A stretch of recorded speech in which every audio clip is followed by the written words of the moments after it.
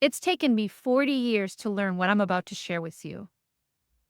There are three major life lessons that have completely changed who I am. And the last one I wish I actually had known sooner because it's changed the outlook that I have for the rest of my time here. This was honestly all provoked because the last of my five children are spreading their wings and leaving the nest. And so that naturally has you kind of contemplating and reflecting on your own life and that time in your own life. I remember thinking that I had this big, vast, wide open road, superhighway of opportunities and experiences to be had. And it was so exciting. And then life, when you got into it, was more like a winding country road where you never really knew what was around the corner. Sometimes you got off into a ditch, but then there was other times that you just happened upon things of beauty.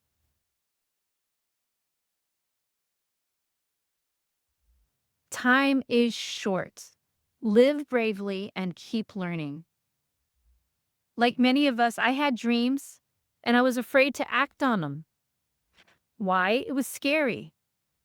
Part of me wondered if it could really be possible. Could anything I ever dreamed actually come true? Was it worth it? Could I do it? What if I failed? And what I've come to learn is that you have to be brave and step out because what's worse than failing is never knowing.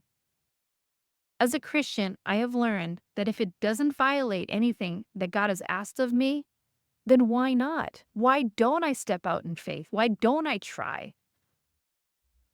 Even if I fail, it's not really failing. It's an opportunity to learn, but I never saw it that way. And it was only when I started taking baby steps and taking that risk that I truly find that it was easier to take those big leaps into the unknown. That's how we ended up here on this farm. It wasn't some specially crafted 5-year plan. We had been taking baby steps of faith. And when this opportunity opened up, we jumped at it. And God caught us midair and brought us here. Oh, believe me, I have made plenty of mistakes, and some of those have even altered the path of my life. But it's been such a blessing to watch God turn that around and bring something beautiful out of something that could have ended disastrously. And really, it came from just trying to be faithful and walk close to Him as I took these chances and these risks. But what it did teach me is to not be afraid.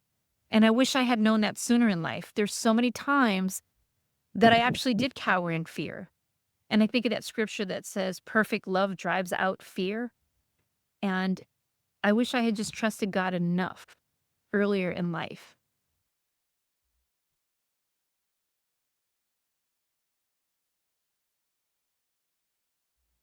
This next one took me way too long to really wrap my head and my heart around.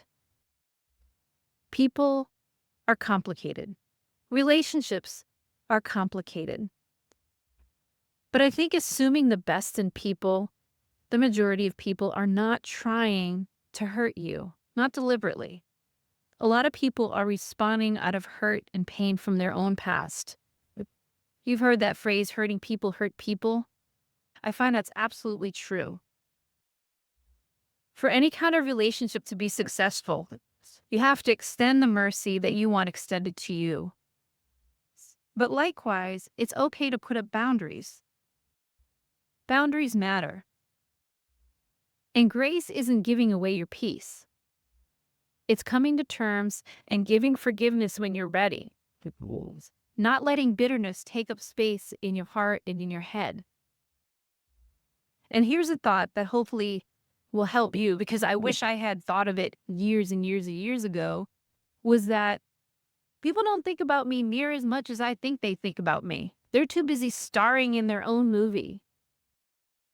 So the biggest lesson I took away from that is extending or trying to extend grace to others the way I want grace extended to me. Because guess what? I'm going to hurt others out of my hurt too, and I want to be forgiven. So I just need to keep that in mind when I'm dealing with other people, especially the people that I love. This last one is what I talked about at the beginning of the video that has completely shifted my outlook for the rest of my life. And that is, there is not any one area of my life that is separate and isolated from another. Spiritually, mentally, emotionally, and physically. I have to be a good steward of it all. I start my day with reading my Bible and staying close to God, and I've not always done that. It definitely makes the other areas of my life hard to keep in line when that's not on first. Emotionally, it's much easier to keep my focus and to forgive others when I need to and to love the way I need to love when I have that on straight. Spiritually, if I'm on top of things, it makes it so much easier to give the love to others that they deserve and also to forgive the way that God calls me to. This just improves my relationships with other people and enriches them. I know that it has made such a difference with my husband and my children to have God as the focus of my life first. Physically, I need to pay attention to what's going on with my body. I have realized over the last few years that mental and physical health are very closely related. About 5 years ago, I was diagnosed with arthritis. And that just sent me for a tailspin because arthritis was for old people. And in my mind, I'm not old, right? It started me on a journey. I started exploring some dietary changes and came upon the ketogenic diet, and then that led me to the carnivore diet. The carnivore diet not only wiped out all arthritis pain, but it cleared my brain fog and gave me back energy again. I had been slowly declining in the energy department. I had written it all off as old age. So because of that, I am better able to serve my family, serve the kingdom, and I am being a good steward of what God gave me in my health. It just has really made me see how important all of this is and how closely they fit together. And this has completely changed me for the rest of my life. This last life lesson has certainly inspired me to start this channel. I want to help women ages 45 and older to pursue health and wellness, specifically in the area of their dietary needs and getting on track.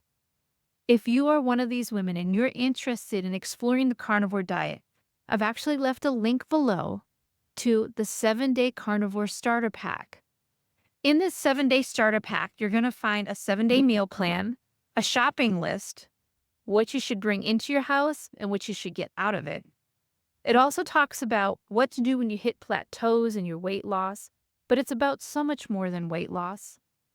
So go ahead and grab yours today. I'm sure that God still has lots more to teach me in my life. But in the meantime, I'm just going to keep walking these lessons that He's taught me so far.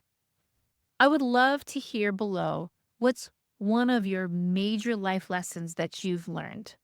Share it with us.